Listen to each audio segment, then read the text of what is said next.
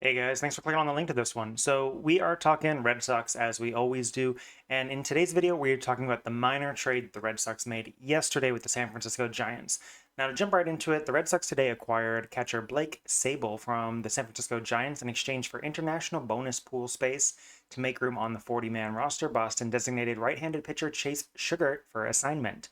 Now Blake Sabol, he is a catcher and a left fielder. Primarily spent this last season in the minor leagues, but he was a pretty regular catcher in the 2023 season for the San Francisco Giants, and he actually put up some okay numbers. Now, you have to look at this through the lens of him being a catcher, because you're going to see this first and be like, okay, .2 WAR, 110 games.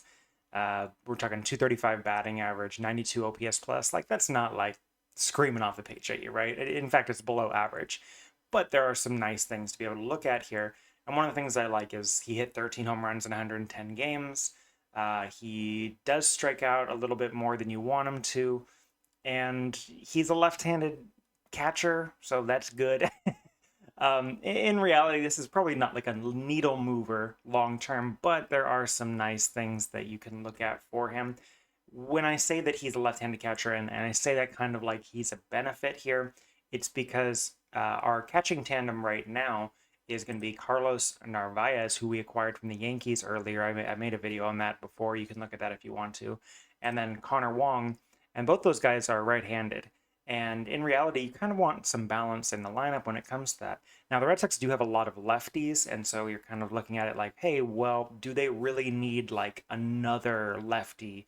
Well, yeah, I mean, when it comes to a catcher, you want the tandem to be lefty-righty if possible, just to kind of balance out splits. And I mean, it'd be great to like have a lineup full of lefties when you're facing those right-handed pitchers, which you are going to do more often than not. Now, Connor Wong is a significantly better catcher than Sabol here, but in reality, this is the type of guy that's going to come in and potentially be the backup catcher out of spring training, or the third string catcher. And that kind of solidifies like our catching situation now that we are heading into the 2025 season, I think heading into opening day. So if you're new to this channel, this document right here is one that I kind of work on throughout the year. But this is basically what the 40-man roster is right now. In fact, this is exactly what the 40-man roster is. And this is before that Chase Sugar was designated for assignment and we added Blake Sabol to the 40-man roster. Now, I think that Sabol probably has the inside shot here to be the opening day backup catcher. And really, that kind of stems from the fact that one, he has a lot more big league experience than Narvaez does. And when we're talking experience at the catcher role, like, yes, that's going to be a benefit for sure. But also Sabol just being left-handed, like I had mentioned before, it's just going to provide more balance to the lineup. Now, Narvaez is another really good option that you could potentially look at. And when you are seeing what Narvaez has been able to do in his career, very small sample size last year with the Yankees. I mean, he only had 3 hits and 15 plate appearances, 6 games. He really just got called up for a cup of coffee. But you can't take any of that into consideration when you're talking about Narvaez. But what you can take into consideration is the fact that he has a pretty good track record of having a very like steady type bat, and definitely his defensive profile is really solid from everything that I've read. And so you look at what he did last year: 56 walks, 105 strikeouts, 782 OPS, 11 home runs, 20 doubles, and he really did very well in the Venezuelan Winter League. 5 home runs, 377 batting average, and 1118 OPS. And so that's why it's possible that, he goes into the season and he's still the backup catcher. But at the same time, you look at Sabol and you look at what he did in the minor leagues this last season, and it's not super dissimilar. I mean, in AAA last season, he had 11 home runs, 246 batting average, 728 OPS. He's kind of giving you a similar type of, power option off of the bench for a catcher. And in reality, like, if you have a catcher and he can come up and he can hit you some home runs every now and again, and he can be solid enough behind the plate, like, that's kind of what you're looking for, at least at this point in time for the Red Sox. Now, what would I grade the Red Sox catching situation right now? Not great. And that's kind of where I would be at least at the moment. And the reason that I say that is because the defensive profiles of Blake Sabol and Connor Wong are not fantastic. And when you look at like Sabol's baseball savant numbers here, his batting value, and this is the 2023 season that I've highlighted, by the way, where he had 344 plate appearances, much more accurate than we're going to get from the 2024 season. But his batting run value was, above average. That's great. Base running value, actually, he was worth a little bit, but his fielding value was not awesome. And in reality, it would have been nice if he had a little bit of a better profile with this, because when you're looking at like Connor Wong here, Connor Wong is like the same situation. Like his batting run value is base running, the average, slightly above average. His fielding value, he was like one of the worst catchers in baseball last year, like flat out. Also, Connor Wong here, you, I don't know. I look at his numbers and it's just like he had kind of such an outlier season this last year. Like, is this going to be Connor Wong and he's going to outperform his metrics moving forward? It's possible. I mean, you look at a guy like Jarren Duran, and Jarren Duran's always going to outperform his metrics, but you can look at that and say he's going to do that because he's so fast. And to like give you, I'll just pull it up really quick that way you can see what I'm talking about. Like Jarren Duran here, like he had an excellent 8.7 WAR season this last year, but when you look at his metrics, like he had a weighted on base, like he was only 79th percentile on weighted on base average. His batting average is 275, 285.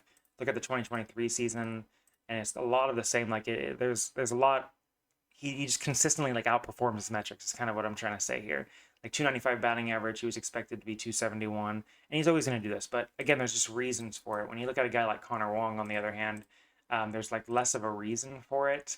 And so that's something that kind of scares me long term, because Connor Wong could come up this next year, and if he's a bad defensive catcher and he's not going to hit, 270, 280 for you, and maybe give you an OPS over 700, like he doesn't need to be 758 OPS necessarily, but he really needs to give you something very close to 700. Like he has to be able to do that to be a viable option at the catcher role. And if he's not going to be able to do that moving forward, which I look at this blue, and it's not super optimistic. And that's where you get a lot of the detractors coming in, where they'll talk about like, well, we traded Kyle Teal, and Kyle Teal probably would do better than this. And yes, I think that Kyle Teal probably will do better than Connor Wong in the long term. But Kyle Teal is not like the end all be all when it comes to the catching situation for the Red Sox. Like he's somebody that absolutely would have helped this team long term. And if we had a tandem of Connor Wong and Kyle Teal long term, I think that would have been great. But at the same time, it doesn't matter now. He's been traded, he's moved on, and we kind of have to just deal with what we've got right now. So the people that don't like these type of moves, I think that like it's kind of silly. This is a good little move. It didn't cost anything because the Giants are really trying to get international bonus pool money. And so in reality, like we traded nothing for a guy that has, a semi-proven track record of success in the majors. And even though the WAR doesn't necessarily back it up, like if he's an average offensive player who can be left-handed, and he plays left field and first base a little bit too, that's somebody that I'm okay with trading for. And especially like when it comes to like a second or third string catcher with the option to hopefully do a little bit better, like that's fine. Now, when I go do my projections for this next year, so I'm gonna make some projection videos later down the road, guys.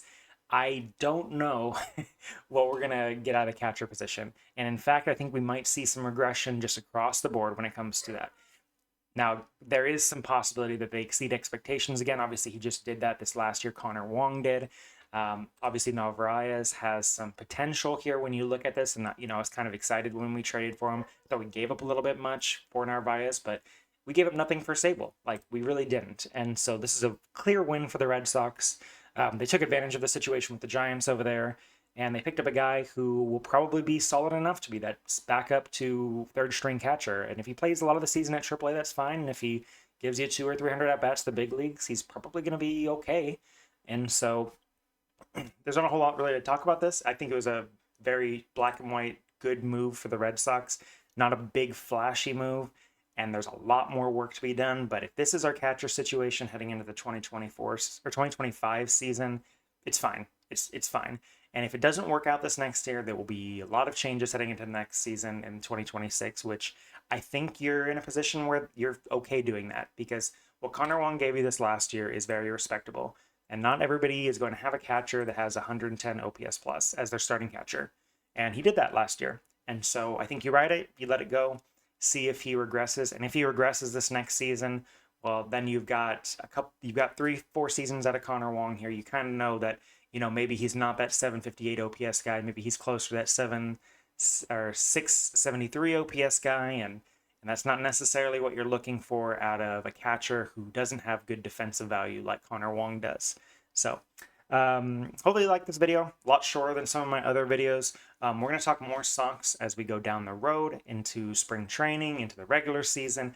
I've got some cool stuff coming up that I think is cool, and I'd like to give you some hints on it, but I don't know if it's actually going to happen or not. But if it does, there's going to be something pretty cool for this channel that's a little surprising even to me. But thanks for tuning in, and if you like this stuff, like, subscribe, comment. I respond to all your guys' comments as much as I possibly can, and yeah, we will see you next time. Bye.